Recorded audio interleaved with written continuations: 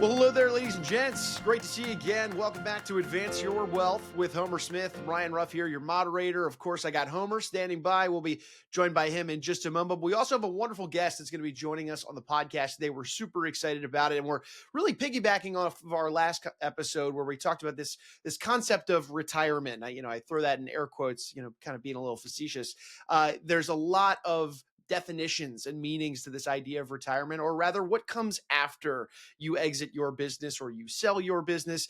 And today we're going to be joined by a guest who is really, really an expert in this space. Jerome Myers is the founder of Exit to Exodus, and it's one of the nation's leading authorities on business exits and that post-exit fulfillment that we try to talk so much about. So we're super excited to have Jerome with us today. After building a $20 million division of a Fortune 500 company, he realized that traditional business strategies often are kind of overlook the emotional and psychological challenges that founders do face, especially when leaving their companies. So it's this phenomenon that he deems kind of the founder's exit paradox. We're going to be talking about what this means. So today we're going to have Jerome kind of guide us through these different challenges that high performing entrepreneurs are facing, as they begin to kind of exit some of these really high strung, high emotional, really demanding businesses that they worked in for so long. So before we bring Jerome on and get into the nitty gritty of the conversation, let's go ahead and say hi to Homer. Homer, good to see you today. How you doing? Hey, Ryan, good to see you. I'm really excited for this conversation. I know on a recent podcast we talked about this at a very high level and the challenges that many business owners face, particularly around, this idea of the mental side of exit. But as we discussed there, while I can talk about it around the edges, it's such an important concept that I really wanted to bring a true expert on. And so excited to have Jerome here and share his wealth of knowledge on this. Yeah, well, that being said, Jerome, appreciate your time and welcome to Advance Your Wealth. Man, it's so good to be with you guys. Thanks for having me on.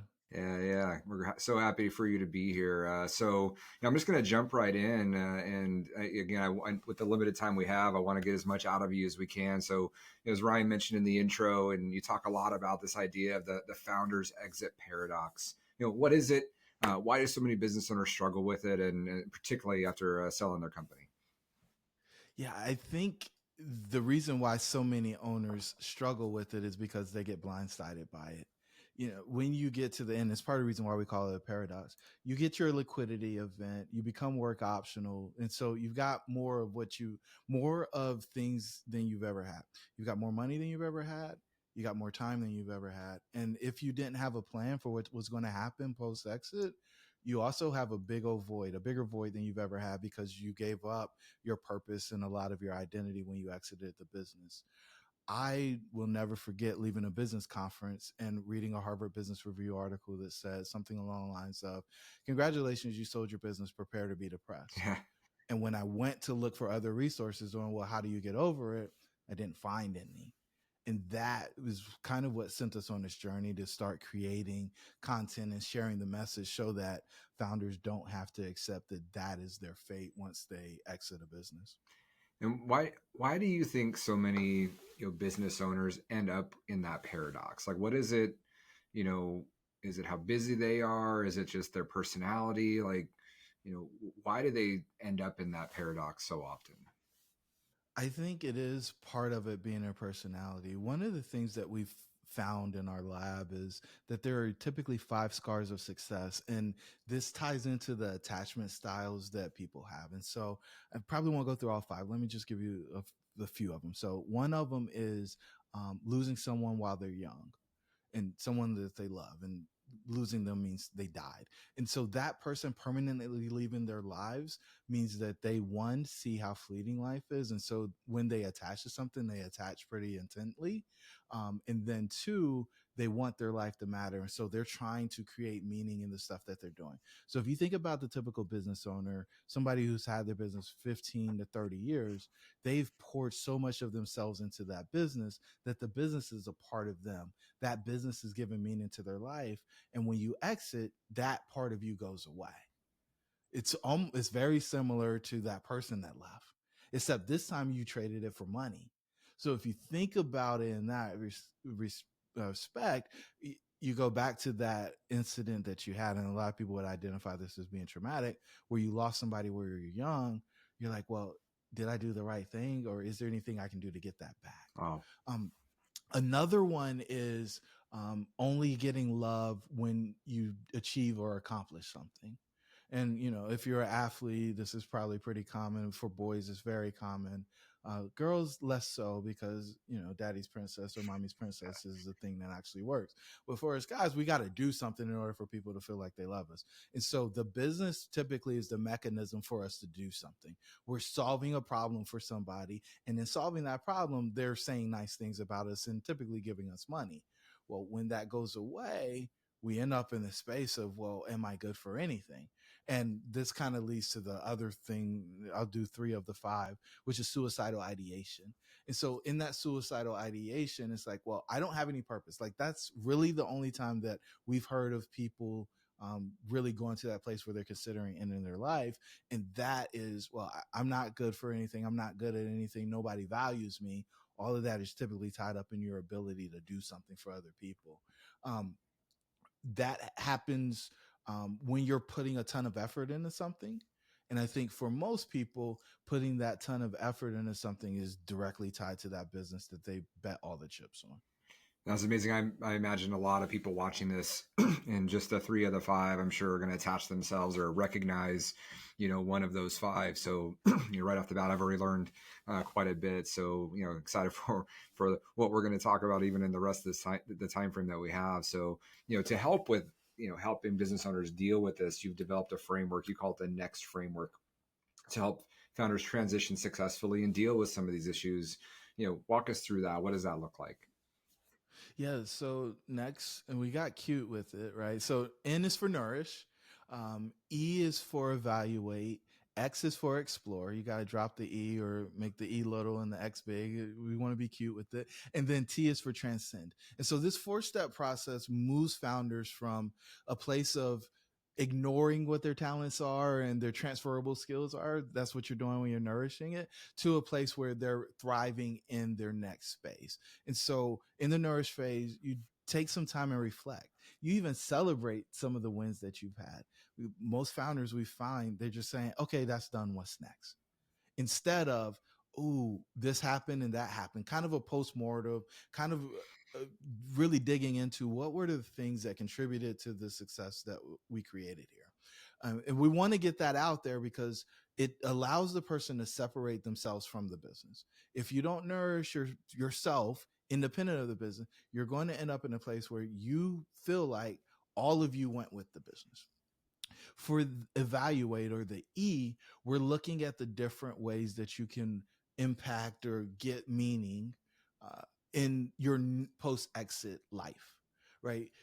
We want you to exit to something. And so this work is typically done pre-exit, but there are some people who are hard-headed and they believe they're not going to be impacted by the founder's exit paradox. And so we're forced to do this post-exit. But in the ideal world, we'll do it pre-exit. And so we're going to evaluate, hey, you got all these skills, you got all these resources. What are you going to do? How are you going to use them? And we're evaluating the different alternatives for doing that. Then we're going to explore. In the exploration, we're actually going to go down a path and see if our assumptions are good, right? We're testing. It's an experimentation phase of the process where we're figuring out, can we actually move from the person that had this identity to the person that does this other thing? It's a reinvention. It's a rebirth. And is this the path that we should be going down, or should we use a different avenue? And then the final one is transcend. And that's when you fully step into the new space. So you've evaluated the different options.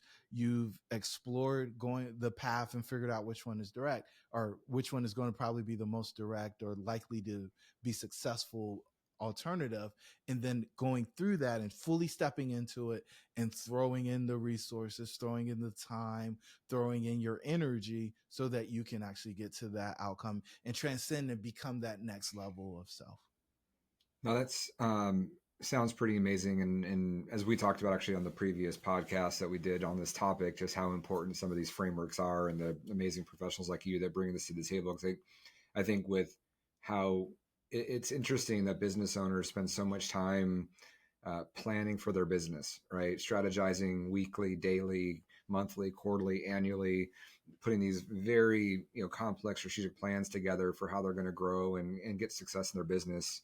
Yet we never apply those same thoughts and ideas to our life outside of our business. And if we think that's what's required to get success in your business, why would we not think you need to have that kind of a framework or some level of a framework around our personal lives as well? So I think it's amazing what you're doing for that. So obviously, if everybody did this, they and we're good at it, then we wouldn't need structures like this. But there's a lot of mistakes people make along the way to exiting their business, and we've done a lot of research ourselves on this, and I think we've spoken about it previously that in some of the research we've done, when a business owner goes to market, when they're ready to sell, they even hire an investment bank or a broker, go to market, only call it about 30-ish% of them are able to successfully complete a transaction in the first couple of years of trying.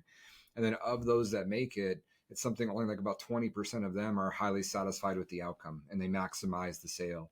So you put that together, it's like 5 or 6% who start the process end up with an outcome that they were really wanting from that. So from the particular, and there's lots of reasons outside of just what we're speaking to today. There's financial reasons, the business wasn't ready, the market wasn't ready, a whole host of reasons. But for the work that you do, in your experience, what are the biggest mistake entrepreneurs make when preparing to exit their business, and how can they avoid them and give themselves a better chance of being in that 5 or 6%? So, I'll cite the Wells Fargo study that says 75% of business owners regret selling their business a year after the sell.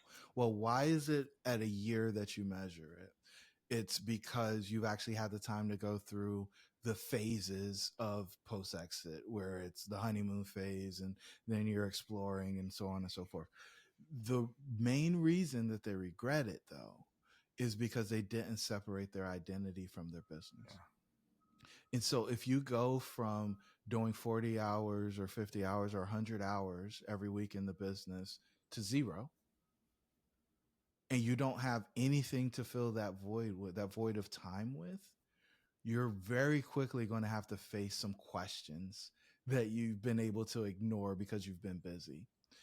Then when you compound that with the liquidity event, the money from the transaction, money's just an amplifier of what's already there. Yep. So if you didn't like your life before, you're going to like your life even less even though you have money. And some people believe that the money solves problems. And I think this is probably the most important point that we can make. When you look at Maslow's hierarchy of needs, only the first two levels are able to be solved. The problems of the first two levels are able to be solved with money. Only the first two levels of Maslow's hierarchy of needs, the problems there are able to be solved with money. There's 5 levels, and then there's a 6th one called transcendence that people don't really regularly talk about, and those aren't solved with money. And so when somebody exits, they're trying to solve these higher order problems, but they're ill prepared for it because they haven't done the work to get ready for it. If you don't separate your identity from the business and start exploring the 6 centers of doubt, which is self-image, relationship, work, health, prosperity, and significance, you're going to exit into uncertainty. You're going to have a lack of clarity, and you're going to spin your wheels post-exit trying to figure out which way is up. We want people to exit to excellence. We want people to have clarity about moving from being a business operator to a legacy builder. And the only way that we believe that you can do that efficiently is by having a plan. And so is that, so maybe some simple things related to that, having a plan and, being, obviously most of them are unprepared for this. What are, short of obviously hiring a professional like you when they're really in a high need for this, what are some simple things they should be thinking about along the way? Starting as early as possible. You just mentioned those 6 areas. What are some little things, just easy things that they should be doing now just to just start moving them in the right direction? So if they don't have any hobbies other than work, they're in trouble. I think that's easy enough to start with, right? If we go to the next level, I would say, and I'm working through the 6 centers of doubt, and I won't go through all of them, but we'll probably do the top 3 or bottom 3. So the first one is self-image. Like, who are you? outside of the business. If you could introduce yourself with I'm founder or owner of X, well, what would you say? Yeah. And I found that only in America do we introduce themselves that way. When you go abroad, they don't ever talk about business in the beginning of the conversation, but we lead with that. For me, I think we've got it backwards. The next level is relationships. So what we found when we do workshops in person with different groups of founders is that 60% of the people that you talk to on a daily basis, your top 5, are in your workplace. So 3 out of the 5 people that you talk to on a regular basis are in your workplace. When you exit, you're not going to talk to them at that same frequency if you talk to them at all. So if you had to replace 3 of the 5 people you talk to most, who are they? And start building that relationship with them now. Because that relationship is going to be so pivotal to how you perceive your exit or what post-exit life is going to be like. And you don't want to start building relationships because you're lonely. It's better to start building them when it's full and you're picking and choosing between who you're going to spend that time with. And then the last one I would talk about is just figuring out what work looks like. When you're work optional, you can do things differently. I used to say retirement and people used to run away. So I say work optional now. And the thought is if you have your freedom, right? Because you have your time, you have your money, and you have energy left, how do you become a fiduciary of all of those resources and allocate them well so that you can get a big return? And for me, that could be some charitable stuff. It could be starting another company. I think that's probably the wrong answer for a lot of people, but that's the thing. For others, it's mentorship. What is it that you want to allocate your resources to so that you can get a return and have the impact on the world that you desire to have? And, if you do those 3 things, you're off to a great start. Forget talking about health, prosperity, and significance. That's amazing. Great. And great information to your point on just what are some things just to get started. You also say that exiting a business is not the end. It's a portal to personal evolution. I love that. What do you mean by that? Yeah, I think so many people feel like you're crossing a finish line when you exit, but that would be the equivalent of saying you cross the finish line when you jump the broom when you get married. You are beginning the work, right? You cross through when you step through that portal, you become a new person. Financially, you're a new person. Schedule wise, you're a new person. And your ability to then allocate the resources that you've been entrusted with, it you move from being somebody who's, for a lot of people, has been scraping and scratching to a person that's in the true sense of abundance. And so what do you do with that new position and that new, for some people, power? Most people they haven't ever thought about it. They can't imagine it. They haven't spent any time with people who can help them think through it. And they get there and they're shocked. And then some people squander it. Other people hoard it. But I think the answer is somewhere in the middle. And I think it's for each individual person to decide. But the hope is that when they use the resources, that they get some type of return that makes the world a better place. Because I think that's what we're all here for. Yeah, I think keeping that idea that this is just a beginning is so important, because a lot of the owners I talk to, as they're thinking about their exit, it's a certain number in mind, it's a certain size of the business, it's a date, and they, to your point, they see it as like a finish line. And I do think to your point, and probably why a lot of these people end up with so many challenges, is that's the wrong mentality heading into that. So for those people who've been through an event like this, and whether it's retirement or a liquidity event, and they're getting into that lull, and maybe at risk of being one of those 75% that a year later wish they hadn't sold the business, what would you advise someone listening who's feeling stuck, uncertain, and what's really next for them after that? Yeah, the first thing I would say is you're not strange, you're not ungrateful, and you're not alone. So just first of all, be okay with it. You don't have to live up to the expectation that everything's great and perfect just because you exited. This next thing I would say is reach out to somebody who can help you move through this process with grace and ease. I think so many folks feel like, oh, well, I grinded it out in my business. I figured it out. I'll figure this out too. This is like quicksand. And if you struggle in it for too long, you can be in over your head and there won't be anybody there to know that you're in trouble. And when you add on top of that, that most people avoid it because everybody around you that you think you're fooling, they notice. They notice that you're not happy. They know that you're distant. They know that you're drifting and you don't really feel like you have any purpose. So you're not really fooling anybody. They just might be going along with your charade because they don't know how to help you. But getting support, and we've got a bunch of free resources. You can download our white papers. You can listen to our podcast. We even have books that you can check out if you don't want to actually talk to a person.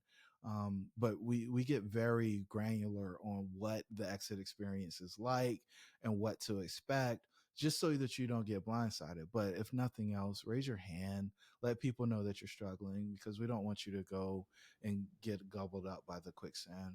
I love it. We'll have links to all those resources that Jerome was mentioning. So for those of you who are checking out the podcast, at some point and want to hear more and see more of Jerome's work, we'd love for you to find that more easily. So as we wrap up on this, and I love that you have it's actually almost identical to the way we say it. You have this idea of moving from success to significance, and part of our framework as we help clients, as we start, it's like helping them get from chaos to clarity, and then it's from kind of feeling like they're always chasing to have some level of certainty and more confidence.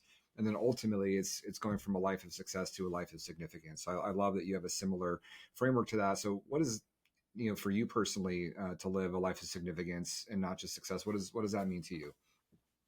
Yeah, for me, it's about the positive impact that you have on other people. One of my favorite questions to ask founders when we get in groups is, who's your six? And it's like, well, what are you talking about?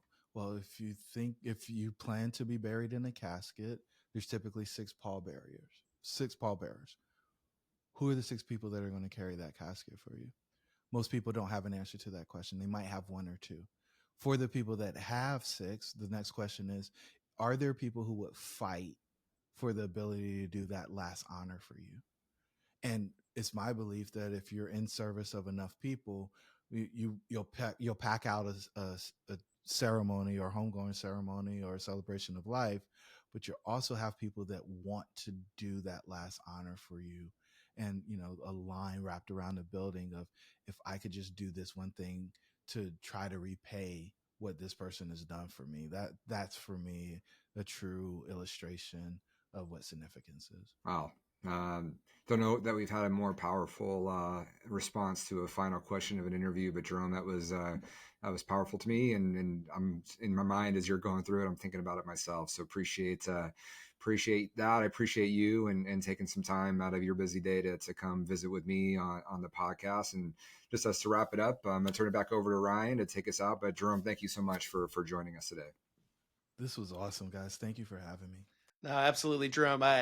You've got a lot of people probably thinking of who their six would be, and then of course all the just wealth of information that you shared surrounding this work optional lifestyle, what that means, what it entails. Just a lot of great stuff. We very much appreciate you, and folks, look, as we always do on this show, we want to take a final moment to thank you for making us a part of your day. If you enjoyed today's discussion with Jerome Myers, if you learned a thing or two, I know I did. Make sure you hit that subscribe button on whichever platform you checked us out on today, so that you don't miss out on any other conversations where either Homer or I break down some wealth management concepts, or we bring on another esteemed guest like Jerome to explore their unique, nook of expertise that they bring to the table. Before Jerome and Homer, I'm Ryan. We're going to go ahead and say so long now, but once again, we appreciate each and every one of you for stopping by and being with us on Advance Your Wealth.